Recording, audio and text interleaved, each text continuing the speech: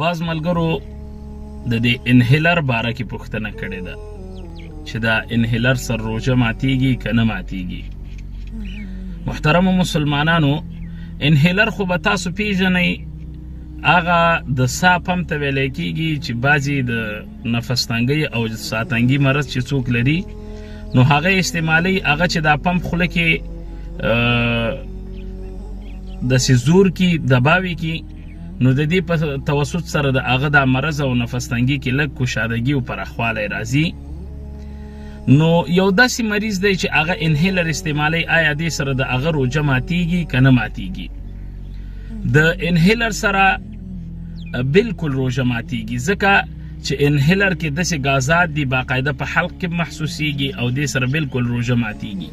که یو داسې یو شخصي چې هغه ډیر معمري، یعنی عمر زخته زیاتی، شیخ فانی په آخري مراحلو کې نو او نفس تنګي لري، نو دا خو انهیلر همیشه استعمالي او د دې د جوړېدو امکانات نه وي، نو داسې کس به انهیلر استعمال ترڅنګ به د هرې روژې فدیه ورکوي، ځکه د شیخ فانی په حکم کې د شیخ فانی چې کوم حکم دی.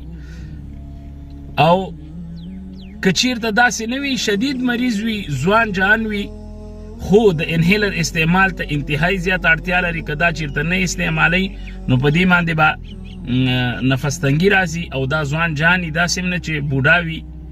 نو د دغسې شخص د خاطره هم د انهیلر استعمال په روژه کې جایز ده. د خپل وس مطابق د انهیلر هم استعمالي، روژه دې هم نیسي، خو د دې روژې که چیرته صحیح شو قضایي دې راوړي، او که چیرته صحیح نشه فدیه به خامخا د دې نه ورکوي، ځکه دا یو داسې مرض وي چې عموما که د ښه کېدو امکانات یې نه وي نو فدیه به ورکوي. او که چیرته داسې هم شول چې دا چیرته صحیح شو، الله جل شانه شفایاب که شفا یې ورکړله او د فدیه هم ورکړي، نو هغه فدیه به بیا د دې ځای نه نیسي، دا به دوباره د دې روژې قضایي راوړي. الله مو خوشحال لره انشاءالله العزیز. د روژې په هکله باندې زموږ مسائل به مزید نشر کیږي او تاسو دا مسائل چې اورئ نورو ته رسوي، دا صدقه جاریه ده. ستاسو په توسط چې یو شخص هم پوه شه، الله جل شانه به پوره اجرونه تاسو ته درکوي. اقول قولي هذا استغفر الله لي ولكم ولسائر المؤمنين.